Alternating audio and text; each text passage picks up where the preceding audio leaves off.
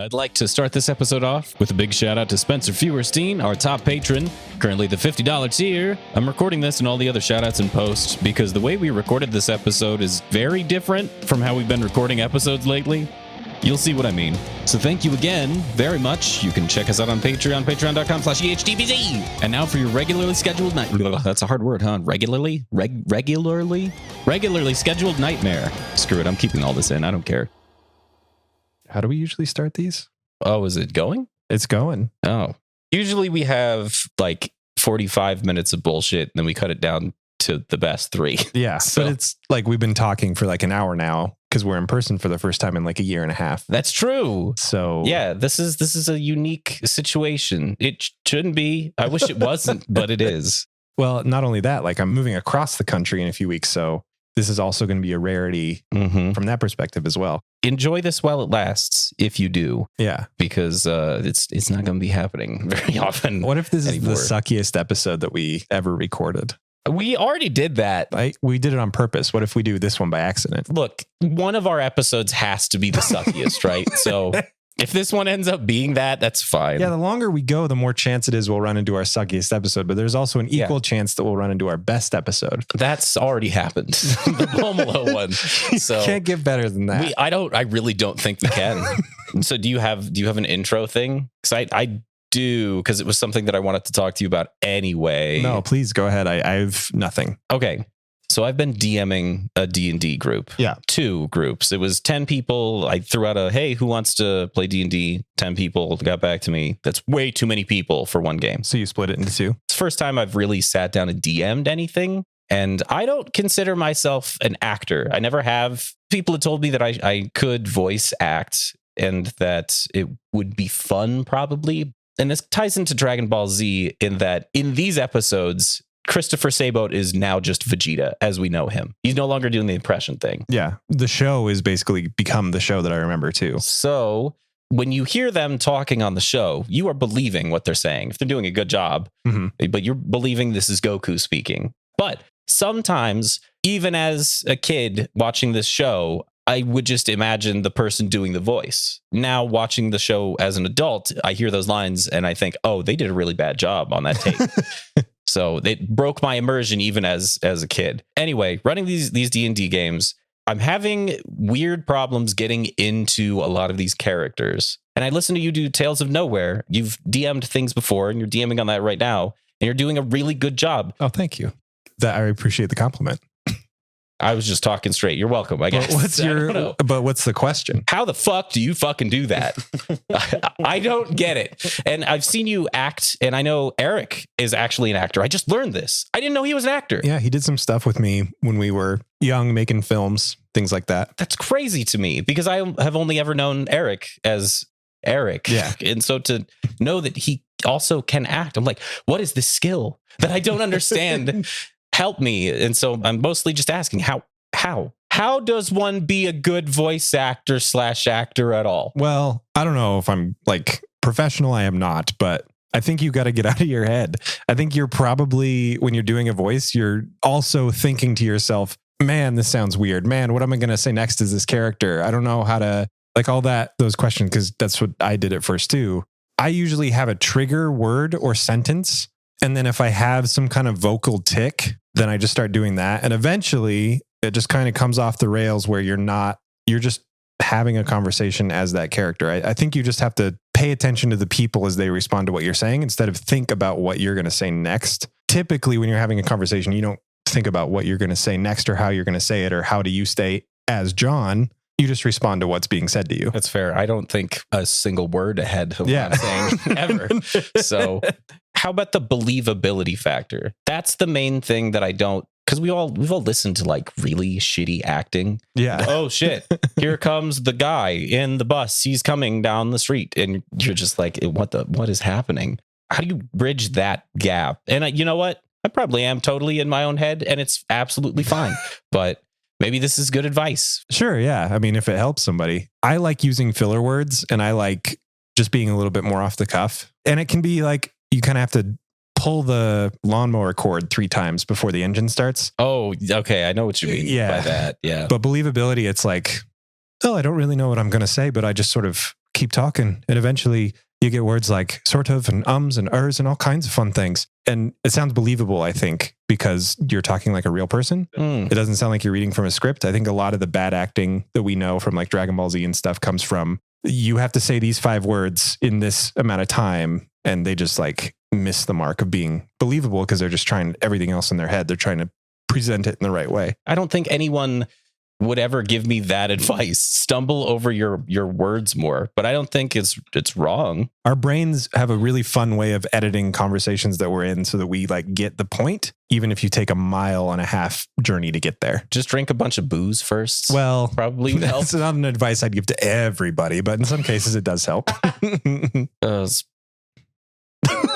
I had to stop. I'm like, should we even talk about, this is the first time and probably one of the last times we'll hang out in a very long while. So we're having a celebratory drink. And also, this is the day that if everything goes right, we're going to be recording a couple bonus episodes, including Dragon Ball Evolution. So hence the fucking booze. Yeah, there's no possible way we're getting through that sober. This is the entree. And then we're going to get into the really shit ass main course. I just said entree. Did you mean appetizer? I did. I said entree instead of appetizer. So I guess, I have to do it last time. I was waiting for it. God damn it. Which means I have to remember what we talked about. What did we talk about last time? Last time on Eric Hates Dragon Ball Z, we talked about the last calm before the Cell games, and there was a filler episode about Lime, and that's what I remember the most because it was my favorite bit. Otherwise, everybody just kind of hung out and had a really chill time. Oh yeah, it was actually pretty okay. It wasn't the worst. I think that's my exact words in that episode. Yeah, it was fine. And here we are, this time on Eric Hates Dragon Ball Z. It's weird hearing your like normal voice do that. Welcome to Eric Hates Dragon Ball Z. I'm Spencer. And I'm John. And today we'll be going over episodes 171 to 175 of Dragon Ball Z. I almost said of Eric Hates Dragon Ball Z. That's not a real show. It's a podcast. So there's not a single fight in these 5 episodes. And I enjoyed these episodes a lot. I was going to ask. I had a really good time watching these, and it hit a lot of buttons that other television shows hit that I never expected Dragon Ball Z to even come close to. Yeah, I have a note to ask you what your opinion is up front of all these episodes, because this might be my very favorite batch that we've ever done. Yeah, I'm so glad you said that, because I was going to say the same thing. Like, I totally agree with you. Surprisingly sentimental, almost to the point of being a tearjerker at points, especially with the foreknowledge of knowing how this all ends. Yes, and they had to have known when they were doing these things. They had to have known, yeah. Because of how heavily they play on it. But I think we might disagree on if we're talking about, it's the one we're about to talk about, where it's just a giant, and spoilers, recap of Gohan's childhood. Oh, I have differing thoughts on that one for sure. Okay, yeah. Cool. I think there's good and bad. There's pros and cons to just about every episode, but I think on the whole, like, I really enjoyed these. It was a good batch. Oh yeah, yes. So getting into it, episode 171, the Japanese title is Hidden Power, When Gohan Was a Baby. The American title is Memories of Gohan. My title for this one is the one where Goku runs down a fish, rides it down a waterfall, then puppets its dead body before slapping Krillin with it. And this sentence perfectly summarizes the feeling of this episode, so we really don't even need to talk about it. It's a good moment. So this episode kind of starts with everybody having dinner, and by everybody, I mean they're at Goku's house with Gohan, Goku, Krillin, and Chi-Chi. And they're just kind of having a good hangout time. There's been a real huge emphasis these past few episodes on just hanging out. Mm-hmm. Like these characters being friends with each other, which I think is really well-deserved and earned. I would say that these batch of episodes play it way better than the previous batch, even though I didn't hate the previous batch. Oh, yeah, for sure. This is the crowning achievement of their hanging out episodes. Yeah. Not a single moment do I feel like, okay, this is taking a little too long. Yeah, I think it's all played very well. And I don't think you could have done this many in a row earlier on in the series. Like, we've been through enough with these characters that we kind of like, I personally was really enjoying the time not fighting, just hanging out, just seeing their relationships outside of world-ending terror. Yeah, Cell giving them 7 days was, I want to say Toriyama was like, I just want to have a good time. Like, I'm done with the pressure of writing the biggest, bestest fights. It's a nice little slice of life. It is. So we begin with them all having dinner. Krillin's making fun of Yajirobe. He's telling a story. Everybody's laughing, having a great time. Gohan and Goku are still Super Saiyan. They're Super Saiyan all the time, except we find out a little bit later when they sleep. Which blows my mind. I feel like we've seen them sleeping because we have seen them sleeping when Krillin throws a rock at Goku taking a nap. That's true. They're taking a nap, yeah. But anyway, okay. I didn't write down word for word, but it actually did make me laugh legitimately. They're having dinner.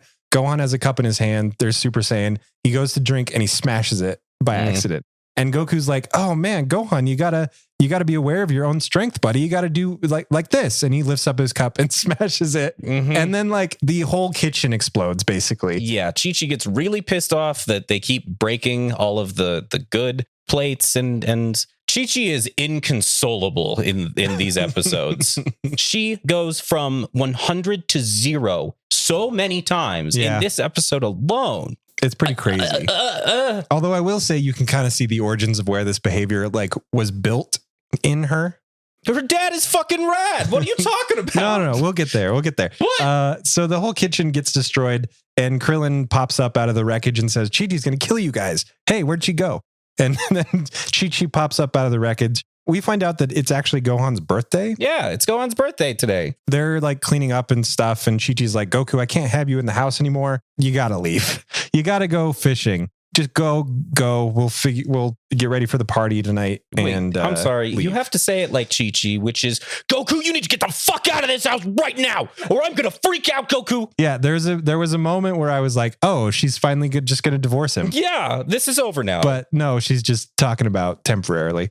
Krillin and Goku agree to go fishing. Gohan wants to go too, but Chi-Chi says, no, you got to stay here and study. And surprisingly, Goku is a good dad and says, Chi-Chi's right. Listen to your mother, and everybody freaks out. The house jumps up like a jelly bean, just like shakes around. Yeah, it's very cartoonish. These episodes bring back the cartoonishness, like in the fun sort of lighthearted sense. But it doesn't miss the mark. Like it doesn't feel awkward. Yeah, it almost feels like they've adjusted their timing a little bit. They've adjusted how they're drawing these things to better suit the world. Like the whole thing, the pacing, the way the characters, like the acting, like everything is better. Yes. Way oh my better. God.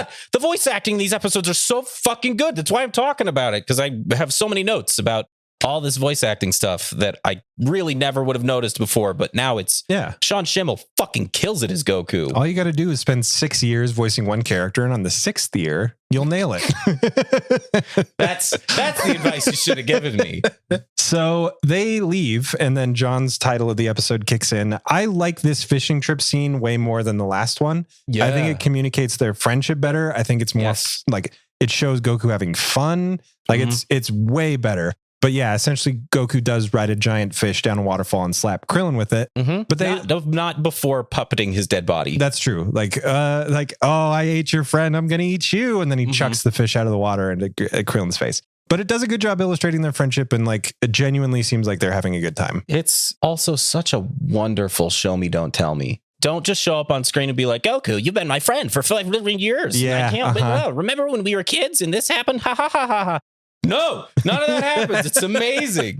And that continues to happen. The show me through the things that are happening in the story that move the story along. Don't tell me by just stopping the whole story and dumping dialogue on me. Oh my God, these episodes they're the best ones. It's really, really good. And we kind of cut from that moment to Goku and Krillin just kind of hanging out, like sitting down next to the river. Another thing I like about these episodes is that you get a good balance of fun, lighthearted hangout and like preparing like the impending doom of the Cell game. The seriousness. It's never of the situation, forgotten. Yeah. Krillin brings up once again, hello, Goku. I am your best friend. And I don't know where that came from. He says, hey, you've got like a secret card up your sleeve, some kind of plan, right? You seem oddly calm about this whole Cell thing. And he's like, no, like I legitimately think there's a chance we might not win this one. But I don't want to put that pressure and stress on trying to prepare for something that we can't possibly prepare for, basically. I want Gohan, I want Chi-Chi, I want all of you to enjoy these last days that we have together, because it really might be the last ones that we have together. Like, and then he kind of culminates it by saying that like being together is everything. Yeah, it's all that matters to me. Friggin' is a beautiful moment. I love that scene a lot for a lot of reasons, most of which is that Goku acts like a genuine human being. Yeah. Then we cut to Chi-Chi cleaning up the house. She's under the sink, getting stuff. She knocks loose an old photo album that's been stored under there. And you get to see a few pictures of Goku and Chi-Chi's wedding, which is really cool. You get to see, my favorite one was Ox King. He's just bawling his eyes out. But there's one of like fortune teller Baba, and they look younger. Like the animation style is just slightly different and nice little character continuity. The album cover is really weird. Did you notice that Hope? Yeah, it says hope. It just says hope on it. And then there's a 4-leaf clover and then the word sun. The Sun family, though? Oh, that's what it is. It's a Sun family, I think. That makes way more sense. I like that a lot. That's it. Okay. But I don't understand the hope part. Is that a word? It's like a reoccurring thing in Dragon Ball Z. I'm not really sure. I don't know. Huh. Something there. There's something there that we can't grasp. I don't know. There's something there. We've noticed. We're on to you, Toriyama. You're trying to instill hope in people. Anyway, you get this flashback to baby Gohan before they named him. Chi-Chi wanted to name him Einstein. Yes, so Chi-Chi has decided that's what the child's name is. It's Goku and Chi-Chi and the Ox King together in the house that they're in right now. Yeah. And Gohan is lying in a crib, and Chi-Chi barks out, "I have decided the name of our child. It is Einstein." And Gohan cries. Baby Gohan, like, every time she says that. And Ox King's like, "I don't think she likes that very much, Chi-Chi." I forgot his voice. It's pretty close. That was pretty close. Chi-Chi says, "Okay, well, I don't see you coming up with any fucking ideas, Dad. What do you got?" He's like, "I got lots of stuff. Ox King Jr., Ox Monkey, Oxford, Ox in a Box, Johnny Oxenseed." I'm so happy it was you wrote so them all good. down. Yeah. Because he has a scroll that he produces full of names that he has apparently come up with in his spare time. And I want to see 30 minutes, a whole episode of the Ox King sitting at a desk, just looking at shit in his room. Ox chair. They all had ox in it, which makes me think that there's some kind of family thing there, or maybe he just really likes, because there's no way his parents named him the Ox King, right? Oh, I don't know. Were they the Ox Emperors? And he overthrew them and then reformed the government. He was originally named the Ox Prince, but then his dad died. And now he's the Ox King.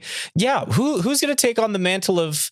I guess Gohan is technically the Ox Prince, yes. Mm-hmm. But who's going to really take that title on? Is it Goten?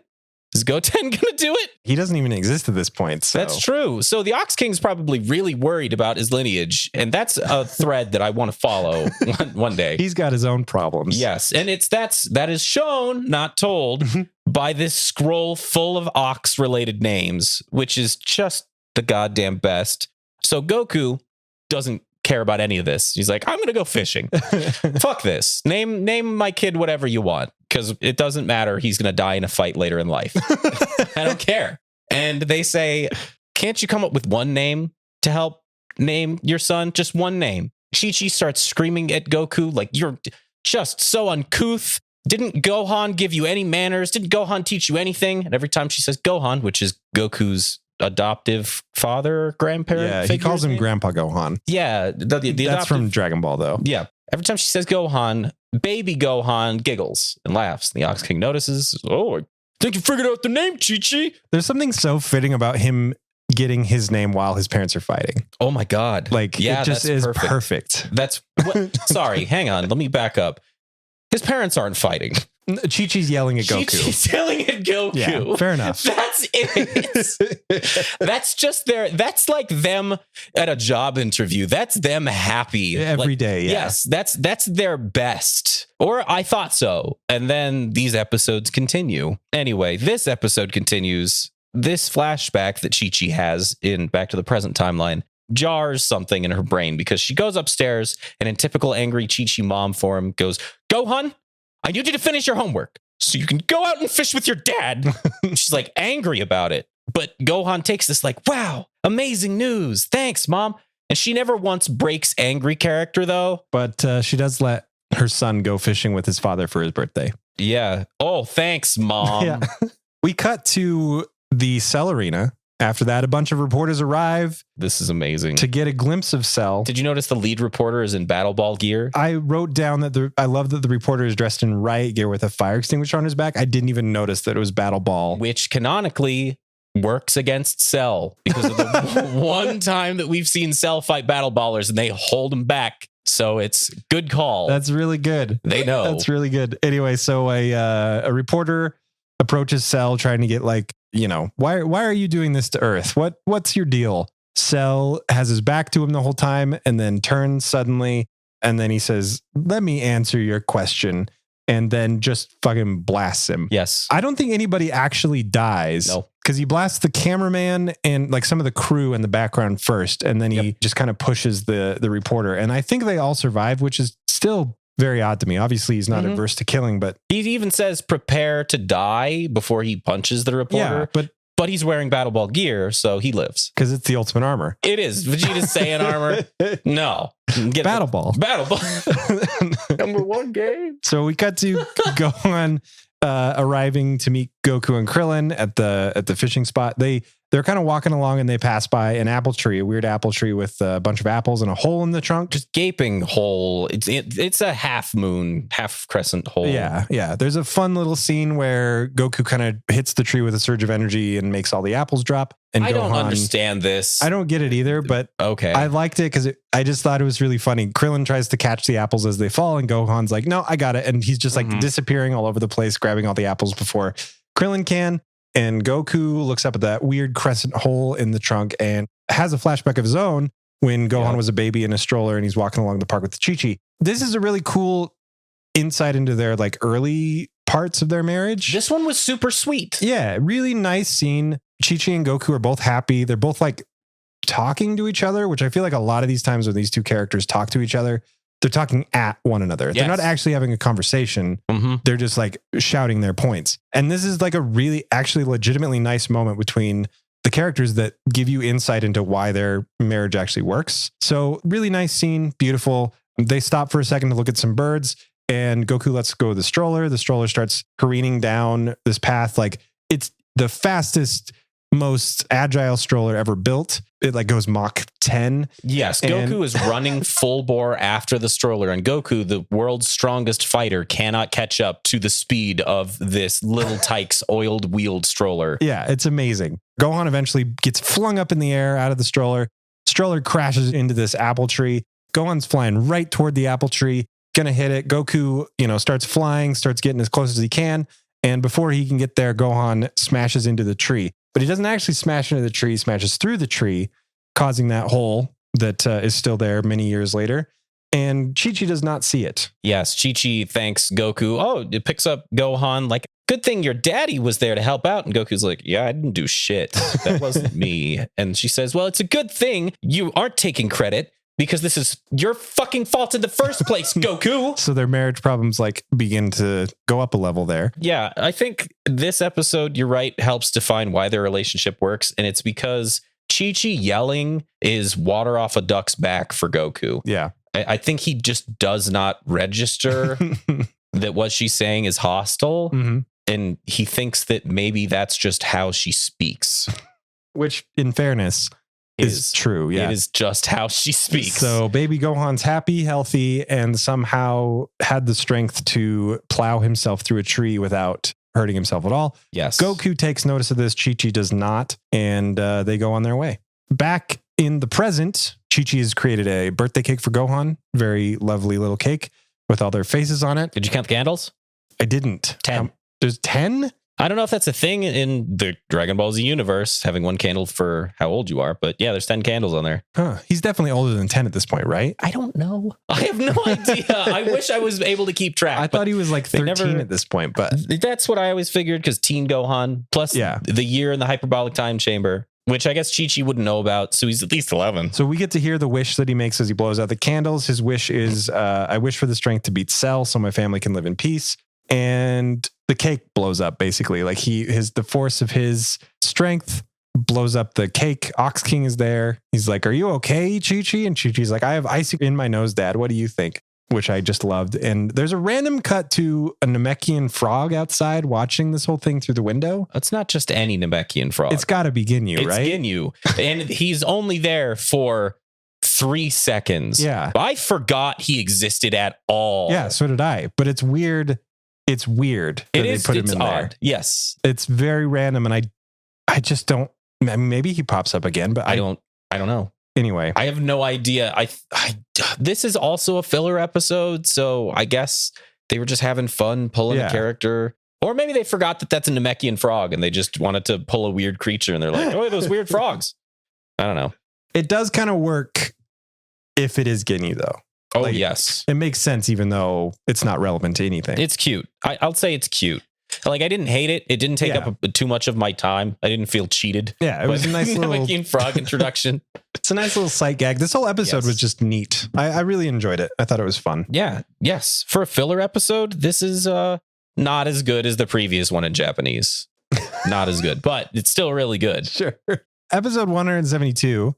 The Japanese title is Seek Out Kami-sama, Goku's Great Instantaneous Movement. American title is A New Guardian. What? I just think movement.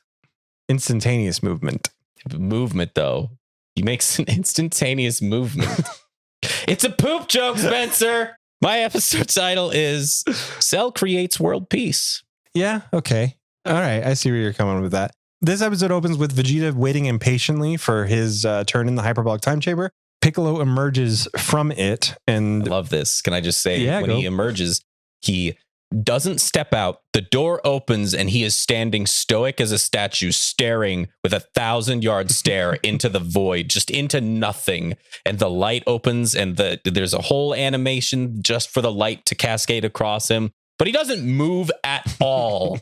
And for some reason, that struck me as hilarious. As soon as the door was wide open, and it probably was open for 2 or 3 seconds, he's just standing there. The Vegeta's like, you really shouldn't have even bothered to go in there. Like, you need to get out of the way. But Trunks does muse. Trunks says, wow, Piccolo's so much stronger than when he went in there. Yep. Which, how? How is he doing that? By just making a copy of himself and punching that copy that doesn't check out. But he eats his greens. God. He's stronger. Vegeta goes in. But this is where Vegeta's voice is full, regular Christopher Sabo Vegeta. Yeah. And it's the Vegeta that I remember. We made it. We cut to Bulma working on Android 16. She's watching TV in the background, and there is a voice talking about the Royal Army preparing to attack Cell, which I think is great. I love when the real world stuff gets into all this. But then it shows the TV, and it turns out this world has a cat president. Yeah. Like FDR, because he closes out his address by saying, just like I like to say, there's nothing to fear but fear itself, which I think is FDR. Maybe I'm wrong. Anyway, so this world is a cat president who's actually probably a king, because he mentions the Royal Army. You got a problem with that, Spencer? You got a problem with the cat person president? It's just a little strange. You got a problem with the cat with the giant white mustache and a monocle? I might have imagined that. Does he have a monocle? I think he at least has glasses. Like, nobody ever mentions the anthropomorphic animals in this world. No. I don't think. Super progressive, wonderfully accepting. Yeah. So strange. So strange. So strange that the cat is president, which, like, it could have been anyone. Like, there could have been a Z fighter, a Z warrior that was, a bear or a cat or like some kind of animal, but it doesn't happen. They're all human. So you get like used to seeing that. And then you're reminded that this world still has odd creatures in it. And it's like, they're never acknowledged. They just show up and they're just accepted, which is great, but it's so weird. Yeah. They never, ever, ever stop and like wink at the camera. Like, yep, this is strange. Yep. Well, I don't know. Do they? Because they have when everybody's doing that mass exodus from the city, they have the dinosaurs jump out from behind the mountains so there's kind of like a wink to the audience. Weird shit's going on. Yeah, actually, but it just is. It's a function of the universe they exist within. Anyway. So hang on. Let me let's not move past this. All right. So does the cat president have a cat wife? I mean, I would assume so, though it's probably not illegal for him to have another wife. So would they be able to reproduce, even though it'd be a human wife? Oh, I see what you're saying. Let's say a cat president gets human wife, because you're a cat president. You got the ladies. Sure. You got clout. Goku was able to mate with Chi-Chi, and he's saying... What are you fucking saying about Chi-Chi? I'm saying she's human, but I'm saying that Goku is not human. I took it as that she's an intolerable monster sometimes. So that was on me. Saiyans can obviously reproduce with humans. It would stand to reason that cats who... what I would assume or originate on Earth can also reproduce with humans. Holy shit, is that how cat girls happened? We don't see them in Dragon Ball Z, but sure. Oh my God, the internet loves the fucking cat girls. That's a whole thing. I haven't really been on the internet lately. Lately, like the last 5 years, 10 years, however long. What do you like? You're in a rock, in a cave with just an old CRT TV and DBZ. Stack of DBZ. That's it. That's all you need. Anyway, Chi-Chi prepares a picnic in a park. Well, it's a park. It's the woods. that's right. This is the lovely picnic scene. It's a lovely picnic scene. Goku lies to his son. Why did I put that? Oh, because Goku was talking to Gohan about the same thing that him and Krillin were talking about. Obviously, he doesn't want to tell Gohan what he told Krillin because that would reveal that he actually doesn't know. So he tells Gohan that they probably can beat Cell. Probably. Yeah. We're ready. We can't prepare anymore. So let's just enjoy this and worry about Cell when it's time. Doesn't Krillin notice that Chi-Chi drove here or that they drove here in a car? Krillin says, since when did you have a driver's license, Goku? And then Chi-Chi retells the story of the best filler episode of all time and says that afterward Chi-Chi made Goku try again. And after 5 different times, he finally got his driver's license. Yeah, so Goku does officially have his license. I think somebody, either you or like a fan had mentioned this happens eventually. So cool. Way to go, Goku. Yeah. It took you 8 times total. I don't know why, but Chi-Chi is maybe at her best in this episode. Yes, she's so normal in this episode. She's very normal. She even volunteers while they're eating their feast of a picnic to go visit Master Roshi's place after they eat. Another hold on point. She says Master Roshi's is on the way home. We can stop at Master Roshi's on the way home. So where the fuck are they? I don't know where they are. They're by that lake that they're always by. Yeah. They're just at this lake all the time now. This is where the gang chills. And this is where they are. Where is his house? What is geography in the Dragon Ball Z universe? I love this show, but the longer it goes on, the more questions that I have that I know I won't get a goddamn answer to. Yeah, it's true. You could play DBZ Kakarot, and apparently that's based off of maps. I don't know. I mean, they do have a pretty decent world map in that one, but Goku's house is nowhere near Roshi's house, if I remember right. Yeah, it's absolutely, what are you, okay. They have hover cars. It doesn't matter. Yeah, that's the only thing, that's the only way I could think, because their car flies, I suppose. So it really, okay. They cut to a city. Evacuations are still underway. People are trying to drive off of the freeway to parts unknown. And one lone car, it's like that scene in Walking Dead where he's riding into Georgia and all the, the dead traffic is in the outgoing. He's the only one in the oncoming. So they're driving into the city. It is the car filled with Gohan, Chi-Chi, Goku, and Krillin. And they question, which I really like, why everybody's leaving the city. Krillin says, you tend to think that you're a lot safer in the countryside, right? And I think it's Goku that replies, wish that were true. They all know that the world is doomed. Yes, the way Schemmel says, wish that were true. Yeah, like he actually cares about the people. That is my favorite voice line that Schemmel has ever done. Like, I know it's just a little tiny thing. I realize it's not that big of a deal. Him just saying, wish that were true. But he sells it. It's so good. Oh, It was a great reading and a really good scene that acknowledged something that I had questioned earlier. It's Gohan's monkey tail. Yeah. Inspirational. Also, before they left in the car when they were still at the lake, they watched some fighter jets fly over the lake. Yeah, which was really cool. Yes. So the military is amassing. It's the Royal Militia. Yeah, Army. Whatever. I don't know what they call it. But the radio comes on the car, and because they had commented there's only a week left in the Cell game. Nobody wants to be working, so they're all just leaving. The radio comes on and Goku's like, there's somebody who's working. And they kind of catch everybody up on what's going on. The military is on its way to Cell, and Goku's like, no, what are they doing? They're not going to be able to. Don't they see they're throwing away their lives? That's it. And no one else in the car seems as upset as Goku is. Goku, who just wanted the good times to roll, man. He just wanted everybody to chill and hang out. Now he's got to deal with this shit. So I think he's like up a couple levels. He's like, I've spent the last couple days making sure my fucking family enjoys themselves. It brings him right back into a bad place. You can tell his voice changes. Yes. Yeah. He becomes Super Saiyan voice. Yeah. Which there is a distinctive difference. I've noticed that Schemmel's doing a good job of. I didn't like Schemmel in the beginning. I'm just gonna be honest. I didn't like his performance as Goku in the beginning. It didn't sell it to me. Like it seemed like he didn't really know who the character of Goku was at the time. And I think a lot of it was because he was just being thrown into the part, and all the lines were just being thrown at him. And he was still figuring out who he would become as a voice actor. But I think it's at this point in time where he's nailing it. He's got it.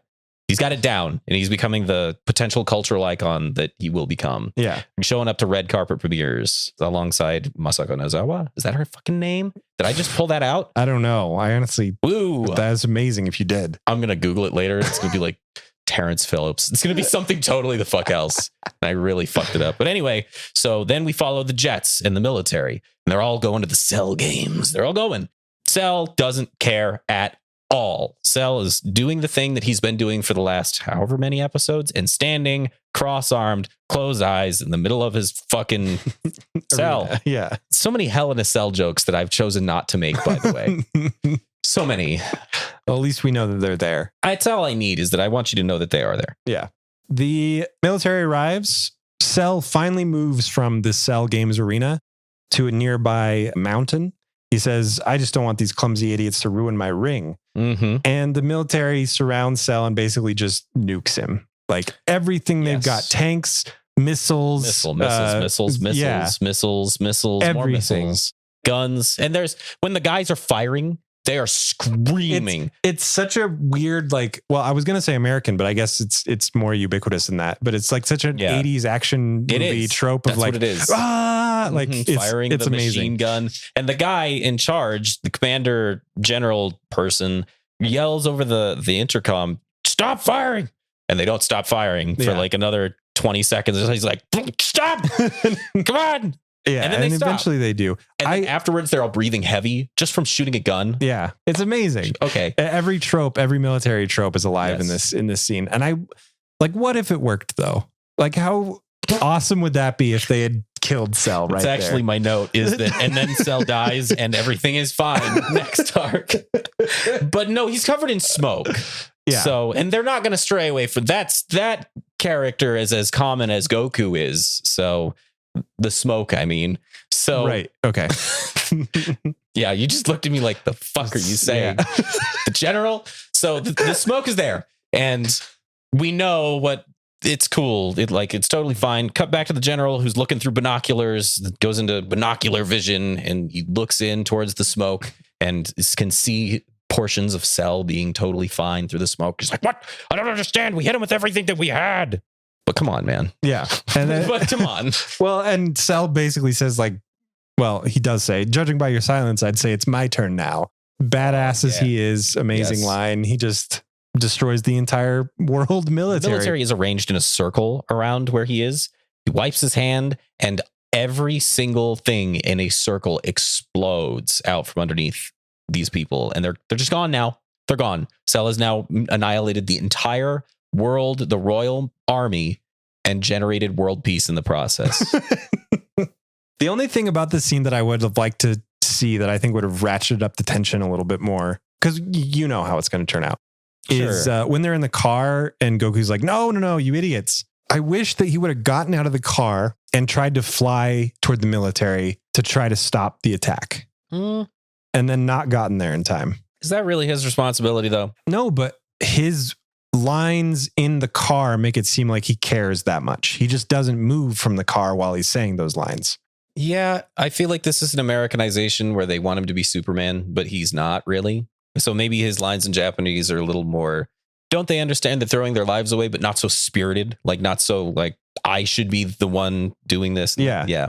Because that's kind of what I got from the reading, but you're right. It could be totally different in Japanese. That is what comes across in the reading. You expect him to hop out the car and instant transmission over. Yeah. And like ask Cell, hey, please don't. They're idiots. Don't kill him or something. Which he does. Well, half of that. He gets out of the car, but not until after the attack. And then he says to everyone in the car, Krillin, Chi-Chi, Gohan, I have to go see Piccolo about a thing. Gotta go. Yeah. And he instant transmissions away, which I like because as soon as he did it, I knew what he was doing. And it's a good plan, actually. Yeah. Very clever. He shows up on Kami Tower. They're now waiting for Vegeta to exit the hyperbolic time chamber. So Trunks is there, Popo's there, Piccolo's there, and Goku shows up. He's like, hey, Trunks, hey, Piccolo. Piccolo says, be honest with me, dude. I'm out of the hyperbolic time chamber now. Right. What are my chances against Cell? Goku's like, you don't have one. Right. Yeah. And Piccolo smiles and says, I can always trust you to be honest with me, Goku. Yeah. Like he respects the fuck out of his answer. Yep. Their relationship is very interesting. Awesome.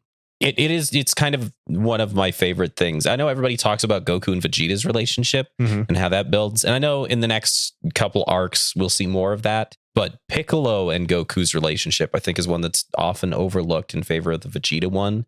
It's fantastic. And maybe it's because I love Kami so much that I would do things to Kami. I would do whatever Kami asked me to do. But it's also the growth feels earned. The relationship between them, they fought and died on the battlefield together. When they started off as enemies, now they're amazing friends with genuine mutual respect as fighters between each other. Oh, I love it. It's good. It's really good. So Goku has an idea. Like he says, hey, Piccolo, I know you fused with Kami and that made you real strong and shit. But since you're not going to be able to do anything against Cell, do you want to unfuse? Just split apart. Just spit them up. Just throw them up. Become two again. Piccolo's like, that is not how this works. Once you fuse, you can't unfuse. It's why I was so hesitant to do it. So Goku says, well, I guess we're out of luck. Unless we're not. I'm Goku and I have all the ideas today. I borrowed the script from Krillin. I just know what's up. So what if we go to the new planet Namek, the planet that the Namekians are on, which looks exactly like Namek. It's literally new Namek. It's one for one. What if we go there and we borrow a Namekian for all of eternity? To be the Guardian of Earth. Guardian of Earth. Yeah. Because Piccolo obviously doesn't want to do it. Right. Yeah. And Popo explodes with excitement. He's like, my life has purpose again. Holy shit, someone to talk to. Yeah. Oh my God. Everyone else that is around me are stoic asshole meatheads. Yeah. I need another Kami type here. So if Goku succeeds in this, it means that they can bring back the Dragon Balls, which were destroyed essentially when Kami fused with Piccolo, which means that they can wish everybody that Cell killed back to life. That's the plan. And Goku says, this is the only way that we can make up for letting Cell come this far, which I actually love. Like scrimping it, just clawing at some kind of salvation for the mistakes that they've made up until this point. Choice lines for Goku. Yeah. So Goku says, look, I can just instant transmission my way out there. I'll sense the energy of the Namekians. I'll just go there really quick. I'll be right back. Yeah. And Piccolo says, they're like galaxies away, Goku. What are you talking about? Goku says, shh, hang on. Let me concentrate. And he puts his fingers on his forehead and he stops and it gets all serious. And then he can't find it.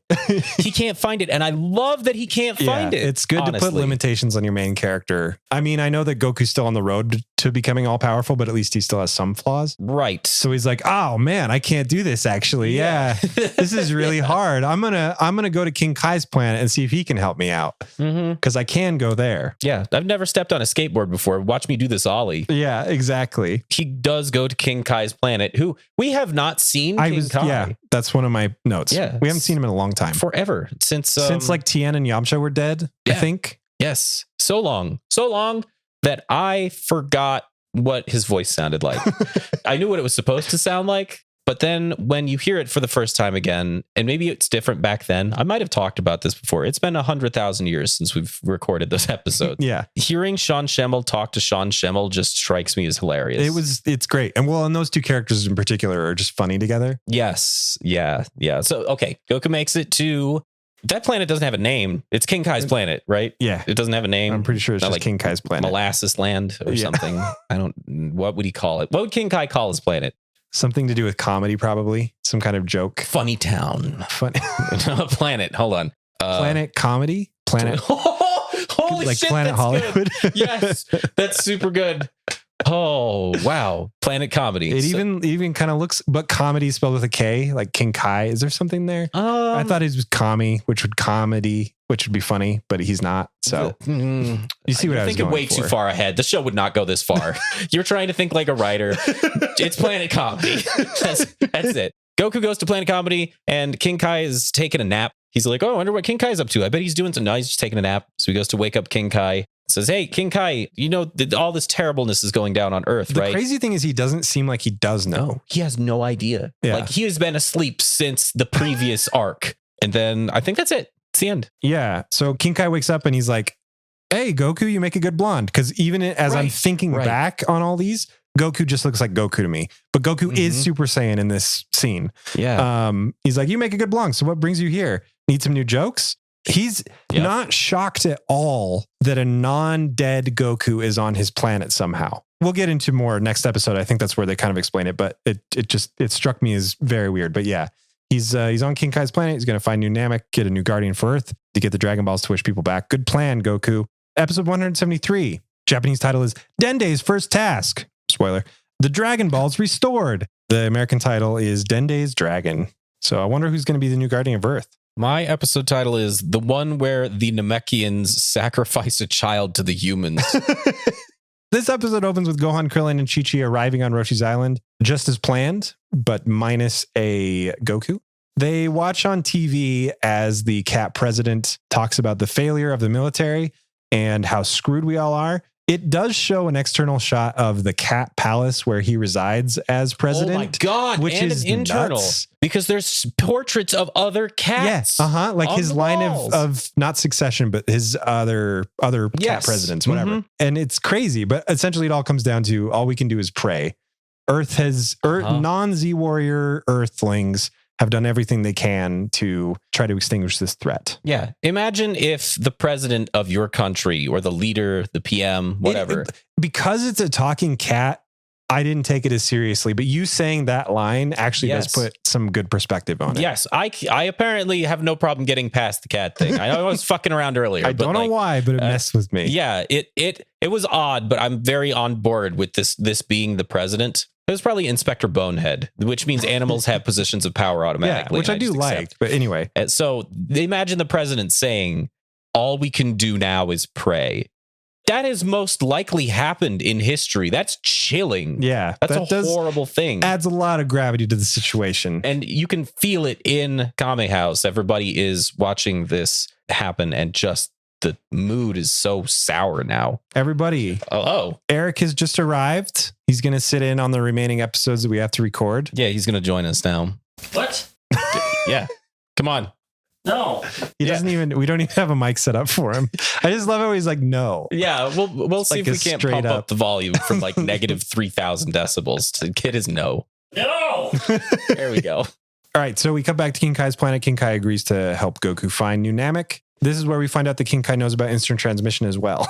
Holy shit. He's known about it the whole time. And he could have apparently taught Goku this. He does it like 5 times in a row while he's explaining. I could have done this. I could have taught you, but you never asked me. King Kai is an asshole. He is, and I will maintain that throughout the entire rest of the series. Yep. King Kai is looking for planet New Namek, and Goku's like talking. King Kai eventually gets frustrated, starts yelling at Goku, let me concentrate, I need to do this. A couple minutes later, after that conversation, King Kai's like, Planet Namek is that way. Just points. Use your instant transmission. It's that points way. at the sky. Aren't they in another plane of fucking existence? They are. Right now? They're just below Snake Way. Anyway, whatever. So everybody knows you can fly a spaceship to the afterlife. Of course. That's where they went after the moon. That's why we haven't gone back. Yeah, Why would you go back to the exactly. moon after hell? So King Kai starts talking while Goku's trying to pinpoint new Namek to use his instant transmission, and they have a nice role reversal of Goku yelling at King Kai, and King Kai's like, I'll be quiet. Yes. Anyway. Well, King Kai does, he knows what he's doing. Yeah. It's a cute little. It's funny. It's a good joke. So Goku vanishes. He's off to New Namek, same as the old Namek. Literally. It's one for exactly the same. It is. They have just recreated this planet in their own image. I bet it was not even like this before, but just the presence of Namekians alter the ecosystem. Ooh, that's a fun. They're weird slug people that shoot off spores that modify the environment. Because they didn't want to draw it again. Shut up, Eric. That's 100% what it is. Oh my God. That is 100% probably why it is. They just wanted to draw. They didn't want to draw another new planet. Yeah. And you know what? I disagree. Toriyama would totally draw a new planet because he does it all the time and he calls it Earth. They just don't have the time or the budget. Yeah. So Goku gets to New Namek, and when he arrives, the Namekians are all standing up. But what do they do all day? They're just standing there. Well, it does show them like farming and stuff, but there is an oddly large cluster of them just kind of ready to embrace Goku's presence. It's Loitering Tuesday. Yeah, so and Goku's first words are, wow, look at all the Piccolos, which is just highly insensitive. So fucking racist, Goku. That's so messed up. But that is what he says. Look at all as if he has never been to Namek He's been before. to Namek. He's talked to other Namekians. It's insane. Yeah, anyway. It's super strange. So he speaks to the village elder, whose name is Elder. Uh-huh. You notice that? That's his name. He was born to do this job. He speaks to Elder, And Elder asks, are you a friend or are you an enemy? He's like, a friend, I guess. He answered weird. I thought he was going to say, I don't know. Like, I thought he wasn't going to answer friend. He's Goku. Of course he's friend. So I'm a friend. I'm Goku. And then everyone perks up like, oh, you're the one that saved our knows asses. about Goku, which of course, because I guess Goku was dead at the time, but all the Namekians have been to Earth. So I don't know. Yeah, they don't know what he looks like. That's Goku, true. to be fair, I guess Goku has never met these Namekians. These Namekians have never seen what Goku looks like. Yeah, Goku arrived pretty much after the genocide thing had already happened, right? So maybe. Yeah. Anyway. Yes. So and also the Saiyans are not known to be good people, just in That general. is true. Yeah. So he does say, you're the Saiyan that came to our planet, and not the Earthling, but the Saiyan that came to our planet. Mhm. So Saiyans have a history. So this is weird for them. Goku says, yep, that's me. I got a thing. Got a question. Can I borrow one of you forever? To be the new guardian of New Earth. Guardian of Earth. Yes, that's And right. Nobody wants to do it, but they're like, we got this kid. No one wants to do this. It jumps from person to person. One's like, well, I got spin class on Tuesday, so I can't. And the other one is like, well, I'm tending the garden today. I can't do it. They all have excuses. None of them want to. They all look really hesitant. I think one of them even says, oh, Earth. Ugh, no, thanks. Yes. Like, ew, gross, Earth. And so the elder kind of points through the crowd of Namekians, like, we got one. Points, and the crowd parts, and there's Dende back there. And Dende at first looks horrified. The first shot of Dende is Dende realizing he's dead. Like, this is the rest of his life now has been decided for him. But then they go on to explain, oh, Dende has been missing Gohan and Krillin. He's really good friends with them. Whatever. They've known each other for 8 minutes, but whatever. Well, but there is part of me that thinks like Dende was the little nerd kid who didn't have any friends. Yeah, and then he Namekian finally Gohan. found a group that he belonged to. Yeah. And then they went away. Like they moved to a new house, a new school. I love the implications of Krillin and Gohan being the nerds with no friends. But Yeah, you're not well- wrong at all. That's exactly who they are. So yeah, Dende decides, sure, I can do that. So he decides. he's into it. He does get into it. Goku basically takes Dende with everybody's permission, teleports back to King Kai's planet. He's like, King Kai, totally got this. This is Dende. He's gonna be the new guardian of Earth. Bye. And then they leave again and heads back to Earth. Finally, the scene that I've been waiting for since we started this podcast arrives. Oh my God. Oh my God. I can't. I'm going to contain my excitement. So I'm going to sound very bored and like I'm reading the itinerary of a flight because I have so much excitement for this scene. I'm very excited. Back on Kami Island, they're watching TV. On TV is a rally to try to pep people up, get them excited, try to make them feel like we're going to win this thing against Cell. Mm-hmm. And we're introduced to a new character, apparently the world's martial arts champion this whole time. World martial arts champion is part of his name. It's not just a title. It's not just a title. It's He was part of born his to name. do this. And he's introduced as the great Mr. Satan. First name is Hercule Satan, one of my favorite characters in Dragon Ball Z. I thought they were just going to call him Hercule because I this did is too, the because switch, the dub or whatever. So in Japan, his name is just Mr. Satan. Mr. Satan. And because the name Satan is, devil, whatever, in America, at least I remember being younger, they don't call him Mr. Satan. They call him Hercule. Just Hercule. Always. Mm-hmm. But since this is the uncensored release, but it's not really censored, but I don't know what it is. But they actually call him Mr. Satan and Hercule, which I like a lot because it solidifies the character way more. Like it. Oh, so much better than just Hercule. Yeah. I do remember watching this and just thinking Hercule was like, we'll get to it, kind of a joke of a character, a joke kind of like a Yajirobe type. Mm-hmm. But so much better. Oh my God, infinitely. Yajirobe that works and doesn't stop. Yep. Uh-huh. But having the name Satan in there, really, it gives so much more to what the character is supposed to be. And he's got pros for sure. Yes. So Hercule Satan steps up, and let's describe Hercule Satan. And I can do it with 4 words. Oh, please go ahead. Macho Man Randy Savage. Thank you. That's my note. Yep. He is if Randy Savage never broke character, if Randy Savage got a little bit older and clung to his fame and had dark hair. And his jawline was only 90-degree angles. Yes. Yes. Yeah. He has the biggest chin I've ever seen in my life. And a mustache that goes on, a handlebar mustache that goes on for days. So he's introduced, and one of his first lines is, "Yell if you love me." And everybody cheers. They freak out. Perfect introduction to this the best introduction to this character. We cut to Kami Tower where Dende arrives with Goku. Goku runs and grabs Krillin and Gohan. brings them back, and they all have a fun little reunion. Oh, you skipped over really quick. Yeah. Hercule Satan does say, Cell might be a master with explosives, but as far as martial artists are concerned, he's nothing.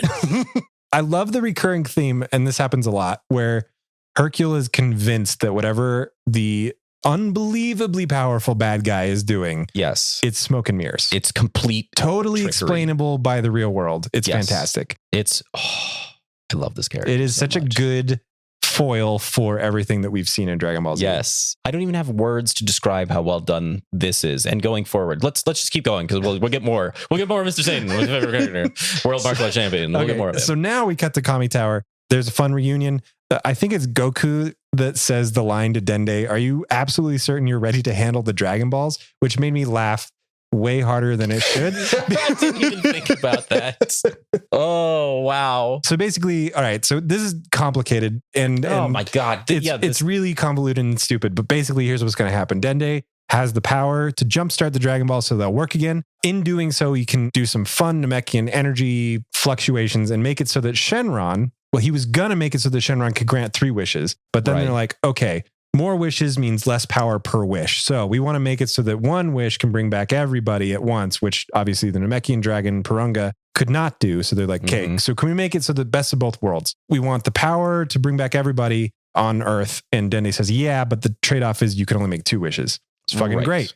It's Yes. more than we had before, and it's the same amount of power. So that's what I'm going to do. I'm going to bring back Shenron, bring back the Dragon Balls, and power up the wishes a little bit. But I need the model of the dragon to work with. And Mr. Popo brings out this sculpture of Shenron in a glass jar. And he says, I made this myself. Yeah, so that doesn't make any sense, right? No, that's where they lost me. So I understood the ratio of dragon power to number of wishes. Fine. Yeah. Like they explained it poorly, but I understood what they were attempting to convey. Yeah. And then Mr. Popo breaks out the wooden dragon or the clay dragon and says, I made this myself. And it looks like Shenron. Yeah. Which means that, okay, what the fuck? Is that how you make dragons? Is that how you make dragons? Is it just like a link to him? Yes. You just take No. There has to be magic involved. You need you need like a spell or a ritual or something. Okay. All right. So if I carved a statue of a giant cat, Okay. I'm just thinking the president, right? If I made a statue of the president and then Dende came in and was like, all right, we're going to use the Dragon Balls. We're going to make a new dragon. It's going to be shaped like your statue. Now it's a giant cat. Dragon? Cat dragon? Is that how that works? I think so. But then it calls into question who made the statue of Purunga. And why did they on planet Namek have the same power as Mr. Popo? So I honestly have no idea. I 100% guarantee that will never be explained. It's not that it matters. It's just so weird that they even bothered to write it in the first place. Like it's unnecessary information that doesn't drive anything forward and asks more questions than it answers. Like you don't need it. Which is Dragon Ball Z. You just described the entirety of Dragon Ball Z, but this is the lowest point of these 5 episodes is just this one thing that happens. It's such a convoluted and weird scene. And I don't know why. There's got to be a reason that they had to have 2 wishes. Like the writers made that a thing. Honestly, cannot remember the end of the saga, so I can't say for sure. But there's got to be a reason we were like, we could only make this plot work if they have more than 1 wish. So we'll find out later. But there is a really cool scene after that. Dende chants in Namekian. Energy comes forth from the statue, and you get to see all over the world these different cuts of the Dragon Balls being powered up again. So they turn to stone after they're used. Right. And since Piccolo fused the Kami, they've been dead for a while. And the energy comes back into them and they glow again. So you get these like 4 or 5 different shots. Oh, it's only 3 I counted. I thought it was going to be way more. Well, I'm glad they didn't do all 7, but they did enough, I think. Yeah, where they enough to get the idea. Yeah. There are different environments. There's one in the desert. There's one in a forest. And it's really cool. Yeah, I like it a lot. That's something you can't do online. Yeah. You can't friggin' sync it up. Yeah, whatever that's. You can lie. Just throw, do the Jauncer thing. But I really enjoyed that scene. And then maybe the culmination of best moments in this little scene is when Piccolo watches Dende do this. They bring back the Dragon Ball. It's kind of a big deal. You can hear his internal monologue, and it's actually Nail's voice on top of Piccolo's. And he says, I always knew you'd amount to something. Is great. that who it is? Yeah. I thought they were trying to do Kami's voice and just like no. It's Nail. Because they make a specific point earlier in the episode of saying Wait, Piccolo, the one who fused with Nail? Yeah, so okay. they to make sure that you know that he fused with him. Anyway, Okay, that helps because I had to pause and go back and re-listen to the voice. I'm like, who the fuck? Who is this? No, I don't know who this is. I recognize because I made a point of saying he has a gorgeous voice back in the Namek saga, but yeah, it's Nail's voice on top of Piccolo's, but it's fused, so you can't really tell. Like it kind of it gets in its own way. But yeah, I thought that was a nice moment because they had an established relationship back in the Frieza saga. So Dr. Briefs and Bulma continue work on 16, and Goku shows up to grab the Dragon Radar from Bulma. Yep, which is good. And there's this nice piece of music you probably noticed when Goku's out and about. Like it's just Goku. Goku's flying around using the Dragon Radar. He's going to gather all the Dragon Balls, so they have them on hand when they need to make the wishes. There's this really neat, like sort of ethereal techno track. Yes, that happens when he's flying around the world. Yeah, out of nowhere. It's great. And it really matches sort of the mystical sort of vibe of gathering the Dragon Balls. I just thought it was a lot of fun. There's a lot of silent moments with Goku just flying all over the world, gathering the Dragon Balls. It just is really cool. I don't know. It struck me as adventurous, but also with a weird note of stress almost. Yeah, it's like a tense, but an adventure that harkens back to the old school Dragon Ball. People would describe it as a love letter to original Dragon Ball. I could definitely see that because it's been a while since they've even like talked about the Dragon Balls or made any kind of point of we have to travel across the entire damn world to find these things. It really does. It's a small montage sort of scene, but it feels big in scope. Whereas it used to take people months to gather up all of these Dragon Balls. Now it's just Goku and he has the ability to fucking teleport. So it's going to take him no time at all. Which is cool. It still seems to take a while. And in the future, they don't give the weight to the journey of grabbing these mystical artifacts. It just happens because of how arbitrary the having to go out there and acquire them. Yeah. So it might be the last time that we get this. And I think it's if it is the last time, it's a pretty good send off. I really liked that sequence a lot. Yes, totally agree. So he goes out to the desert. He has a hard time finding it and then remembers the desert's made of sand. Yeah, the one thing the Dragon Radar doesn't really do well is elevation. Yeah, up or down at all. Right. So he's right on top of it, and then he uses some key powers and blows sand everywhere. I love because there's this random guy in a golf cart that drives by and he just yells at Goku. He's like, you better cover your eyes. Yeah, there's a sandstorm coming. Cover your eyes. He doesn't offer him a ride to safety. He's out in the middle of nowhere. He's just like, cover your eyes, and then drives off. Yeah, I guess he's not worried about the impending cell apocalypse. He probably doesn't even know. He just no idea. His job. Yeah. So yeah, Goku powers up, makes a sandstorm that blows away a chunk of the sand, covering up the Dragon Ball. He finds it, and there's weird outro. Cool, but different, way different. Yes. So it's extended. It lasts a lot longer than I thought it would, and I kept thinking the episode was going to end, and then they cut to another scene. So Goku finds a Dragon Ball. We cut to Kami Tower where Dende, Krillin, and Gohan are talking. That's where he mentions, you're always a Super Saiyan? Well, except when I sleep. Little tiny tidbits like that. We cut back to Goku getting another Dragon Ball. There's a stampede of dinosaurs. He kind of moves his hand in, gets stepped on, which is funny, and grabs the thing. Cuts to Cell waiting in his arena. And the narrator says, the mighty Cell is waiting. And that one sentence, the Cell theme kicks in when he's saying it. It's awesome. Really, really, really well done. And then just a little comedic cherry on top of everything. The music kind of calms down, and Cell, we can hear his thoughts, and he says, how boring. I should not have given them this long.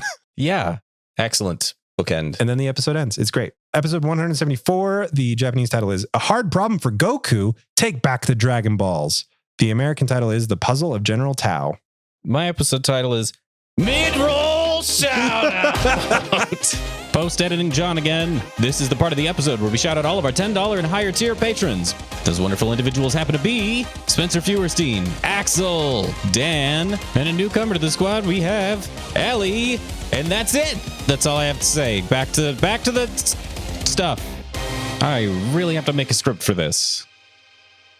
What's your real title? My real title is legitimately maybe my favorite episode of this entire show. Wow. I was going to say the exact opposite. This is the only one that felt like a little bit of a low point to me. I like individual scenes and I like that they were trying to do, but it feels like the pacing stops dead for maybe 15 minutes of this episode. Oh, like it just sort of stalls out. Let's get into it. All right. So this episode starts with Trunks training on Kami Tower while Krillin and Gohan are hanging out with Dende. And by training, you mean he powers up and just does a bunch of backflips. He just does a bunch of air flips and punches and stuff. He's not really But whatever. It contrasts with the he's super serious, and then Gohan and Krillin are hanging out with Dende, and they're having fun. The point is, Trunks is trying to do something to progress, like to prepare, to get ready. Yeah. And the others are just having fun. So Gohan's studying. Dende gets out his homework too. And Krillin has PTSD about algebra class. The only reason I like that is because it shows that while Goku was on the same martial arts training path as Krillin as kids, Dragon Ball, Goku never got a formal education. Krillin obviously did. I think that's interesting. Yes. And obviously the other two find it hilarious. So way to go, Krillin. Doing your good Krillin thing. He's just babysitting. It's great. So we cut to Hercule again, our friend Mr. Satan. He's holding a rally on TV. This is actually more of an official, like this was the big moment that we've been waiting for. We didn't get to see this in the last episode, really. He's in an arena, like a monster truck rally arena. Yes, like a Ringling Brothers circus type arena. Tons of people around, surrounding him on all sides, watching the lower level where he is. He enters dragging a bus, but it turns out it's actually 4 buses. 4 buses. Tour buses, I think, is their official name. He's dragging them, just pulling them on ropes. Mm-hmm. And he is all about the trickery is not real. So he is really pulling these buses. A lot. You can say a lot about the Hercule character because he is used primarily for comedic relief, but he is legitimately strong for a human. Yes. All of the respect that you have for Krillin as a superhuman, I have for Hercule. Yeah. As not even as a superhuman, but just a regular. Well, that's the thing is Krillin is a superhuman. He can use Kamehameha. He can use the energy blast, destructive disc. I would say even Yamcha and Tien are superhumans. Up there. Yeah, for sure. Hercule can't do any of that. It's like if you or me were to train for 30 years and become strong, just like Iron Man competitions and things like that, like as strong as a normal person could be, which is nothing compared to Cell, but still admirable in its own way. Yes, absolutely. He actually did put the work in. Anyway. Also, this scene, I don't know why, but this scene has the same quality of animation as the 16 versus Cell fight, which is crazy. It is. Did you notice? It's so high quality. It's so high quality. There are so many frames. Every single scene has 3 or 4 layers of shading on them. It's nonsense. And part of me believes it's because they are in an arena and they have the big lights. And so they had to draw some extra lighting on there. Maybe. Oh, interesting. But even just the fact that they're paying attention to that extra detail for a weird side clip that's showing on a TV is amazing. It's cool. Phenomenal. And you could argue that this is the real introduction of Hercule because it's actually painting a picture. You could argue this is the real episode of the show. So I'm happy that they put some effort into this. So anyway, he drags the buses in. He's like, hey, look at me. I'm super strong. He pulls out 3 phone books. And they're not just any phone book. 4 phone books, Spencer. What? 4 of them. They're not just any phone books. They are Westtown phone books. And the announcer makes that very clear. Yes, He's so like, you know how big Westtown is. How big those are. And he just rips them in half, all the whole stack, which is crazy. And the crowd is silent until the announcer screams, he did it. He tore them. And then they freak out. Like they didn't know what to do. Like no one has ever seen a feat on this scale before that their jaws hit the ground. Hercule Satan, the martial arts world champion, is my favorite. He's one of my favorite characters as well. He's God as far as I'm concerned. In the human world of Dragon Ball Z, he's God. Yeah. And then he punches a bus. He punches his actual human fist through a metal side of a bus. Yep. That is damn impressive. Yeah, it is. That's insane. But when it happened to Krillin, you wouldn't believe it. That's because he's superhuman. We're just not going to. I know. Anyway. Oh, God. And the announcer says, let's have a cheer for the man of the year. And then it cuts back to Roshi and everybody watching this on TV. And they say, that's just sad. Yeah, they're just super unimpressed by this dude. They hate him, which makes me hate Yamcha even more. Well, there's 2 sides of it, I think. It's got to communicate to the audience that he's a goofball, like a comedic relief character that doesn't actually have a serious chance of winning. And I think that Roshi and the others hold themselves in a higher regard for being a little bit more humble, because even while Yamcha was like a baseball star, he never brandished his power, right? I see what you mean. In the same way that Hercule is. So in a very flashy, showy kind of. He's a cocky piece of shit, but he keeps that to himself until you get close to him. Right, exactly. Okay. And Hercule's like, oh yeah, just give me all the money and the fame and the power. And Roshi and co are like way more powerful than Hercule could ever hope to be. And, in their eyes, there's abusing it. So just a dynamic of... He's Vegeta. He's kind of Vegeta. He's Vegeta as a human. Yeah. Like if Vegeta got to be number one in the beat Goku ever. You can bet your ass he'd show it he off would every be chance that he way. got. Yes. Weird parallel there. But Anyway, so, Goku continues to search for the Dragon Balls while Vegeta emerges from the time chamber. So Vegeta emerges and he's doing his walk back onto Kami Tower, passes Piccolo, and Piccolo says, "Not bad, Vegeta, but it's not enough." and Vegeta just Ooh. cocky smiles at him like, want to fucking bet? I thought they were going to throw down. They never throw down. They throw the biggest words at each other and none of the fists. It would be great to see them fight each other because they're both been villains at some point. Anyway, It'd be a good one. Goku's still after the Dragon Balls and finds two of them moving at once. Yep. On the Dragon Radar. And then it cuts to, I was genuinely not expecting this, even with the title of the episode and everything. yeah, I know, because it's like freaking 3 episodes after we've seen him before. It's such a weird pull. Such a weird pull to do twice in like a chunk. Anyway, So it's General Tao. General Tao, the villain the gentleman. cyborg villain dude from Yes. Dragon Ball. He has two of them, of the Dragon Balls, and delivers them to nameless, chubby, evil He's guy. not number nameless. It's 73. another mob boss with another fortress. But this one's name, he doesn't say it until the very end of the episode, but his name is Mr. Vodka. Oh, that's right. And That's right. It's Mr. Vodka. 'Cause How did I forget Mr. Vodka? Yeah, the one oh my episodes God. ago was Mr. Bourbon, and this is Mr. Vodka.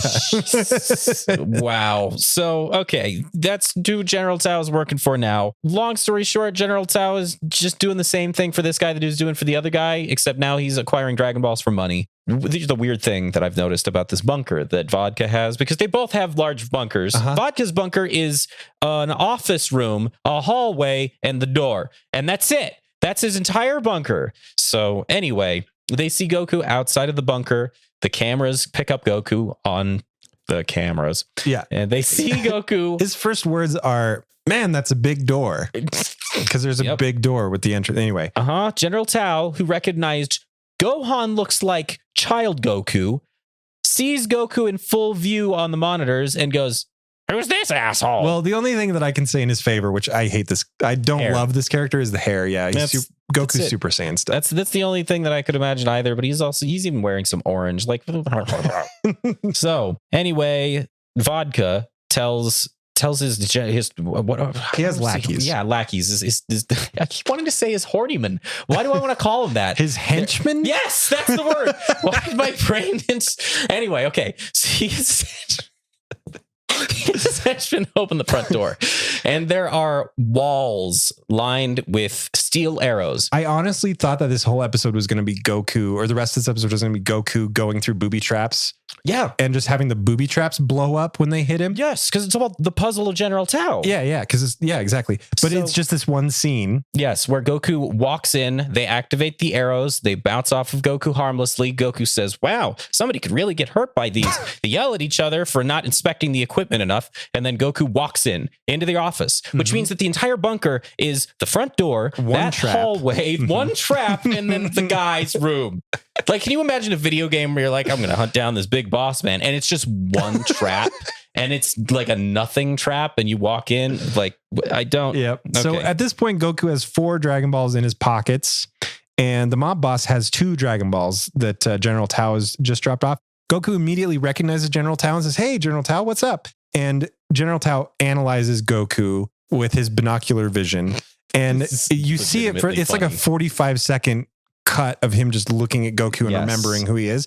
Then you cut and see the outside perspective, the non-POV, and his goggles have just zoomed in so far. Like his eyes are physically off of his head now.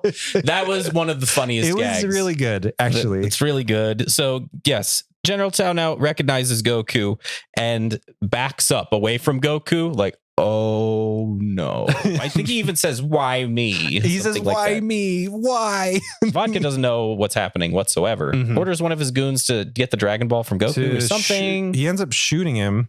That's right. The goon shoots Goku, and Goku catches the bullet out of midair. It's pretty cool. It doesn't even seem angry about the thing at all. He seems completely oblivious to every part of the situation the entire episode, which is weird because last episode he was super clever and like insightful, but you know. Now he's looking for the Dragon Ball, so he's a big old idiot again. Yeah.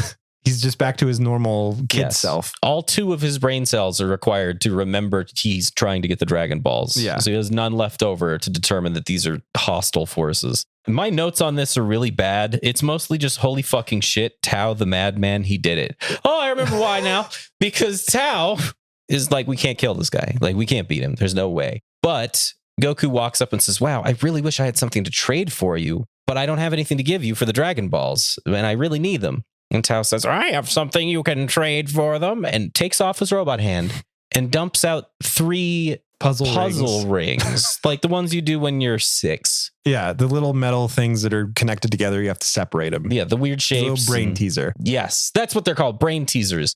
Drops 3 of them out, which means this assassin, this He gets high-level bored, assassin, just like anybody else. just has 3 of those ready to go.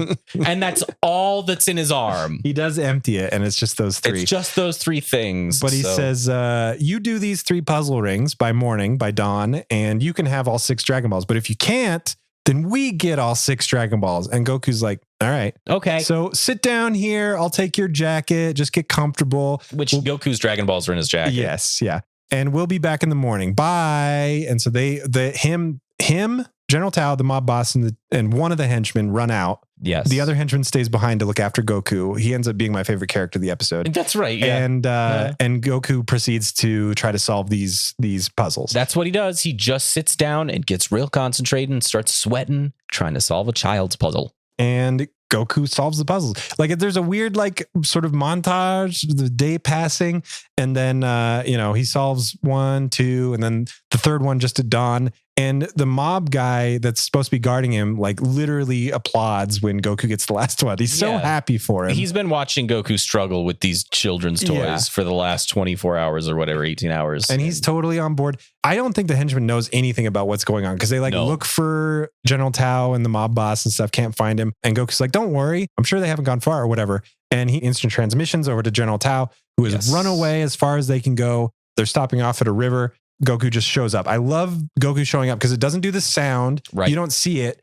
It's just empty. And then the camera pans over. The mob boss looks over and Goku's just standing there. Yes. It's like, oh crap, we can't run away. It's a horror thing almost. They just let Goku take the Dragon Balls. There's no conflict. There's no fight. There's no anything. They're just like, oh no. Yeah. Take them. Yes. You win. And Goku is totally oblivious the whole time. Doesn't realize he's been tricked.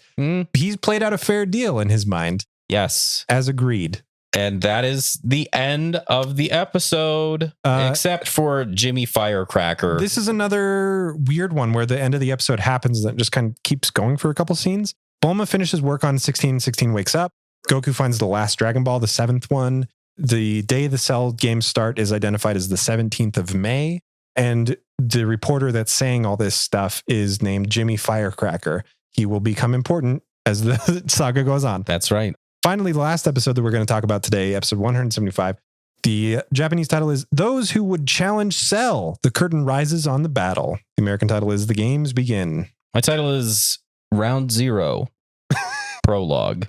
Yeah, it pretty much is. Yeah. I really thought we were going to get in a fight in this one. Spoiler alert, we do not. This episode builds perfectly, I think. It does, yes. It's a really good, it could easily have been, and there have been episodes like this in the past, where you think something is finally going to resolve and it just keeps stretching it out and nothing actually happens. Yes. This episode is done very well, but it is essentially that. But I think it does a really good job of raising the tension and getting you in the mood for this is happening now. We're transitioning from the fun times to the battles. And this is going to be, we're getting serious again. I think it does a really good job of pacing. Yes. It starts off with Goku leaving because today's the day. So you get to see him dress up. Yep. Put on his uniform. Chi-Chi tries to get him to promise that Gohan won't fight. And he just fucks off. He just runs away. Just leaves. Goku does not promise any such thing. He does what he does best and he abandons his wife in tears. Yeah. He arrives on Kami Tower. Everybody else is there except Vegeta, who has gone on ahead. And I love this because I thought it was a continuity error at first, but Trunks' hair is long again. We don't ever see him go in the hyperbolic time chamber, but he spent time in there. So we automatically know because his hair is long again, that's what he's been doing. We have some bad news for Goku, which is they've fixed the Dragon Balls. It's totally all good to go. But turns out these Dragon Balls have the same resurrection limitations as the previous ones. Whereas the Namekian Dragon Balls can resurrect someone who has died before and been resurrected again. These Earth Dragon Balls cannot do that. Meaning, if Goku dies, he's gone forever. If Yes. Krillin dies, he's gone forever. They can still resurrect the people that Cell killed, but yes, we're setting it up to if anybody dies in this season, it's going to be for real. yes. Which it's Dragon Ball Z, so we're probably going to find a loophole. But it's cool that they're at least trying to reestablish the tension and the stakes of the main characters being in danger. They're doing their best. So yeah, they're doing their best. It's not the cleanest way to do it, but wow, when you're writing a series on a weekly basis, good on you. Good Yeah. on you for trying. At least you're doing your trying. best. Mr. Satan arrives at the Cell Games arena. There's an amazing electric guitar riff as Holy he shit. does so. The best, Mr. Hercule Satan, Grand Martial Arts World Champion of the World. He needs a longer title every time I say him. Has the very best theme music of all time. It's very good. It's fucking rocking. It's amazing. I want that to play every time I get in my car and turn it on. It's good. It gets you going, man. It really does. And I'm not just saying that because I think Hercule is a joke character that I actually really appreciate. I love this riff. It's solid. Whoever, I want to know this person's name that walked into the studio and just whipped out a pick and an axe and just started mining on that thing, just mining. He approaches Cell in the arena and he's like, "You're going down." Absurd. It's amazing. It's beautiful. He says, "I'd love to give Cell." No, let me do that. I can't. Hang on. I'd like to give Cell my condolences. It's too bad my unworthy opponent didn't know I existed before he started this tournament of his. He's so fucking amazing. He's so good. He's so full of shit. It's the best. He believes it. He really at does. this point, which I love. And then Jimmy Firecracker joins him and flips off Cell. Gives him the middle finger, like, fuck you, Cell. It's right there in full view of the camera. And so they're just sitting there taunting Cell to Cell's face. And Cell, of course, as a badass, does nothing. He says one line, which is, "Well then, let's begin." That's all he needs to say. Perfect. Roshi is watching TV alone. Yes, because That's a very quick Yamcha and scene. Tien have joined the Z Fighters. Yeah, which we find out in just a bit. There's some really funny stuff with the crew, the ZTV crew, Johnny Firecracker, the cameraman, and Hercule. Yeah. There's some really good like audio stuff where they have these just little cello and violin plucks with to coincide with their movements, like up and down or tiptoeing. You get a lot in like old American cartoons, It's like Looney Tunes, like Scooby-Doo or Looney Tunes. And they implement it here. I think it works really well just because it's such a huge juxtaposition between the seriousness of Cell and What also works really, really super well, which is still a current comedy thing. A lot of the comedy in this show seems weird because it's kind of dated 90s-ish timing. This one was perfect. So they're being very serious, and Jimmy Firecracker's talking about how this might be my last broadcast or something very serious. And it's scored with kind of serious music. And then it cuts to Master Roshi and the music drops and it's just silent with Master Roshi sitting there folded arms watching TV unimpressed for maybe 3 or 4 seconds. And it cuts right back and it picks up right back where it was. It's grade A. It's grade A. I have never laughed at Dragon Ball Z like with the show the way that I laughed with the show at these 5 episodes. These few episodes have actually gotten me like legitimately. I was surprised. Yes. It's great. Every scene in this episode where it shows the Z fighters flying towards the Cell Games arena is amazing. I don't know why. I don't know what's different with the art or how they're doing it differently, but I loved it. Like there was a real sense of holy shit, this is happening. It's the way that they not framed, but drew the shots. Characters are contrasted. It's this character in the foreground, this character in the background. It's this character in the foreground, that character in the background. And there are weird little connections between the characters. There's one with Cell and not Cell. Hello. There's one with Piccolo and Trunks. And you think that there's no real connection to them, but both of them have gotten their asses handed to them by Cell and thought that they could become the guardian of the planet. Like there's so many different little things that your brain is picking up on between all of these shots. That was brilliant. It really was. And it's also beautifully animated. They definitely upped their midpoint for animation for this. They had to have. Yeah. It's gotten so good now. I'm really excited for the fight. I'm pretty stoked, dude. And it's doing such a good job building up to it too. A couple things I really love that Piccolo flies with his arms folded. I don't know why, that just really got me. He always has, hasn't he? I don't know. I assume that he has, but I just for the first time have noticed it here, and it made me laugh. They run into Tien and Yamcha, and Tien and Yamcha are like, we don't want to fight, but we're going to be there to support you guys. That's right, which is nice. It's nice. They know their limitations. and everybody streaks across the sky. It's really great. The cool part is whenever you get wide shots of the Z fighters flying, so you can't really see them, just their auras. There's 2 gold ones, and the gold ones are Goku and Gohan, who are still Super Saiyan, which I thought was a nice little touch. Everybody detects the arrival of what I thought was Goku. The ZTV crew are like, what? What's that? Somebody's coming. It's Vegeta, actually, because he went on ahead. Nice little setup and payoff. Vegeta is actually the first to arrive right after Hercule. And he's not cocky at all.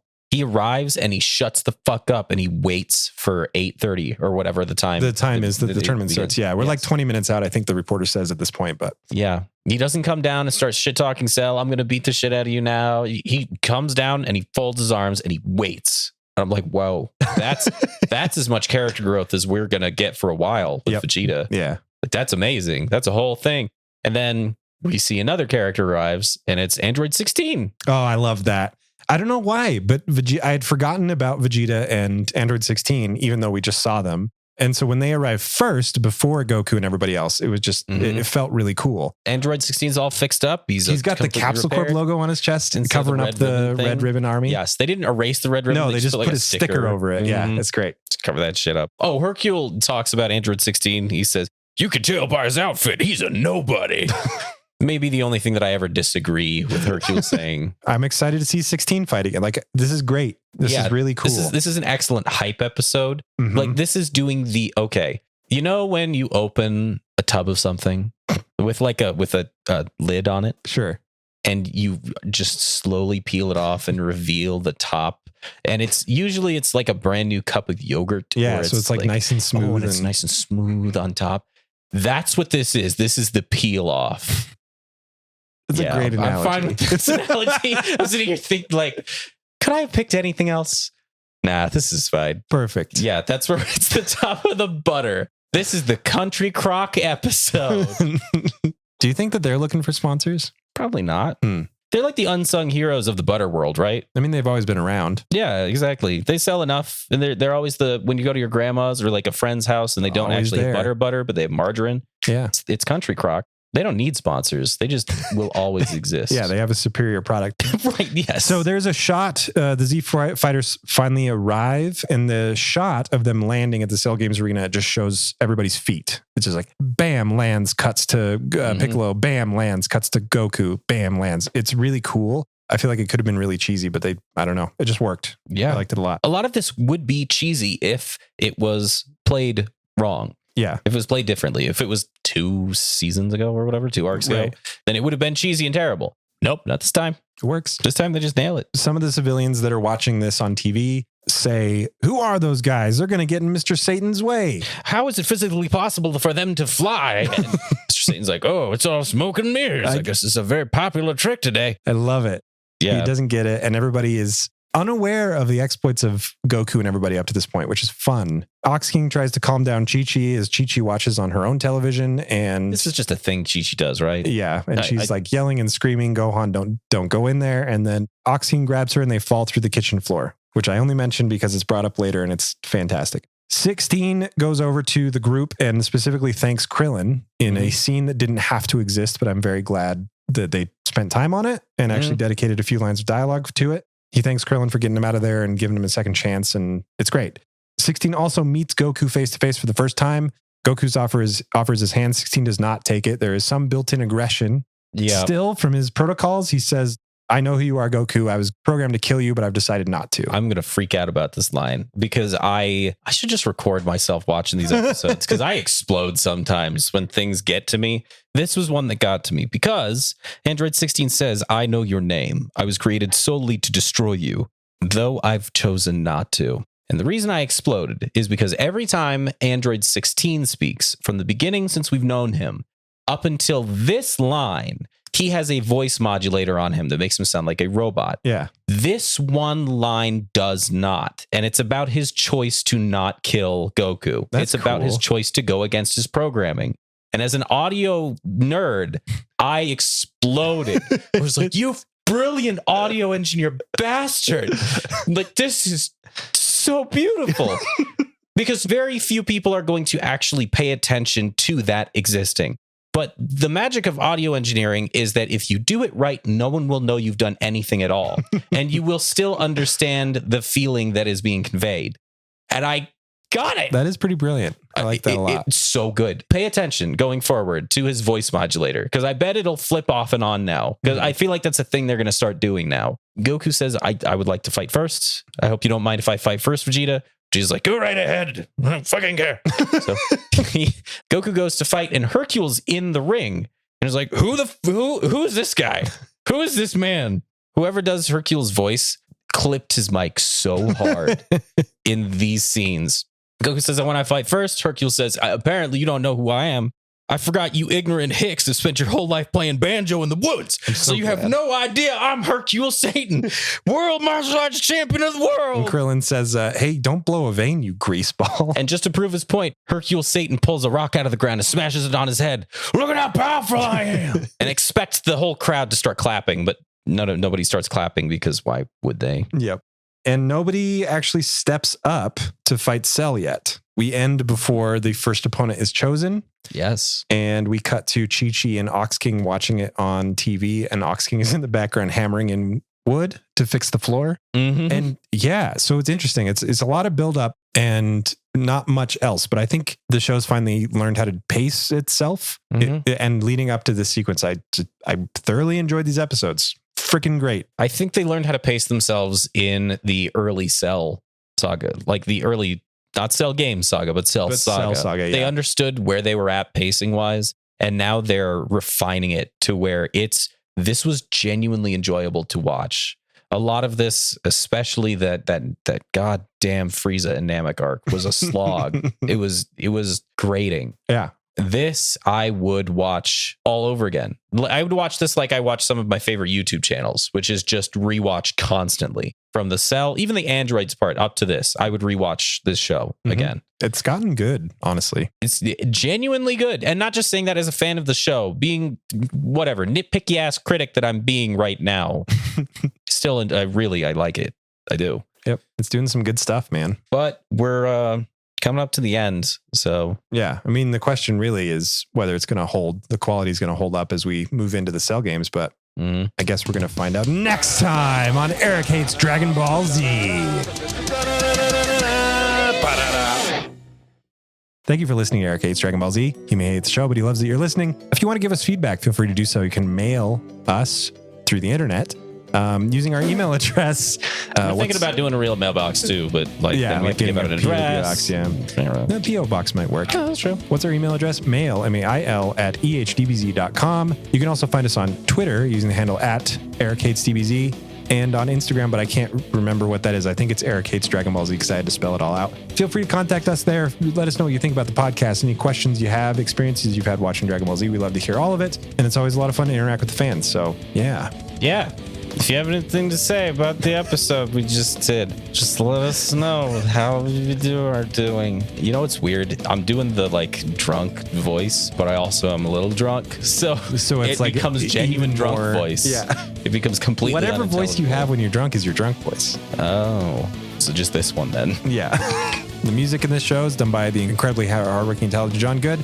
You can find more of his music on SoundCloud under the name Burn7. It's very formal. I know. For me being physically right here, it's very formal. You do a good job, man. Hey, thanks. I think people should listen to your stuff. I've been writing a bunch of death metal lately. Like a lot of death metal. I mean, if you're into death metal, then that's great. And then I've been also singing in it, which is weird because I don't sing or screaming. Both a little bit. One song has screaming. The other four that I've written are mostly just singing, which is it's not even death metal. Like I joke it's death metal because sometimes it gets that hard. But do a Dragon Ball Z tribute album. No, that's so much work.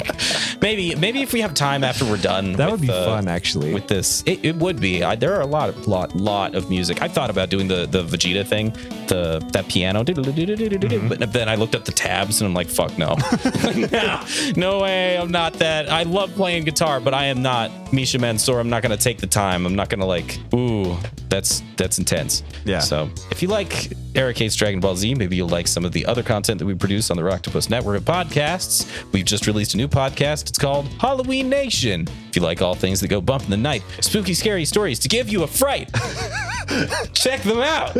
That was hard. You can see all of our podcasts at rocktopusnetwork.com. Yeah. If you choose to support Eric Kate's Dragon Ball Z, we have a Patreon. It's patreon.com/EHDBZ. We have all kinds of tiers and rewards and all kinds of other bullshit on there that you definitely have the option of checking out. We're going to record one right after this, actually. We are. We are. We're doing stupid Dragon Ball, stupid fucking evolution. The live action Dragon Ball movie that everybody loves. We also like to shout out our Patreons. Patreons. Just our Patreons. So EHDBZ is the fucking our patrons at the end of each one. I said this last time. I need to write something down for this. Yeah, me too. Final post edit John insertion here. We should have picked a better word for that. We'd like to thank every single one of our patrons. And I'm just going to go right down the list. We have Spencer Feuerstein, Axel, Dan, Ellie, Hearst, Ran Out of Gas, Jeffrey, and Felix, who I finally talked to, and they don't give a shit if we say the last name. So guess what? It was Rodriguez this whole time. Thank you so very much for your support. It means the absolute world to us. It really, really, really actually does. And now back to maybe the most embarrassing pun of all time. No, I can't even say that. They're all just so bad. All right, I've got a really dumb one. So, John, I'm really looking forward to the next stretch of episodes in the Cell Games saga. Mm-hmm. Let's hope that it keeps up with the quality of these episodes that we just talked about because, man, they were really Hercule. Oh, is that cool? It's cool. Oh, Yeah. no. That's me saying maybe we should try again. Well, go ahead. Usually I do a bad one and then you come in at the last minute. Oh, yeah, but usually I'm sober, Spencer. So That's true. oh, Hercule. That's What? oh, wow. Just end the episode there? No, that was a real firecracker, wasn't it? Oh, yeah. Okay. Jimmy Firecracker. Is his name Jimmy or Johnny? I don't know. I wrote Jimmy, but I have a tendency to write the names of things down wrong. So welcome to Cinnamon Town. So the main character of this series, Son Gaku. Son S-U-N. I have to be so bad. Stop recording. Okay. Okay. Okay. Okay. Okay.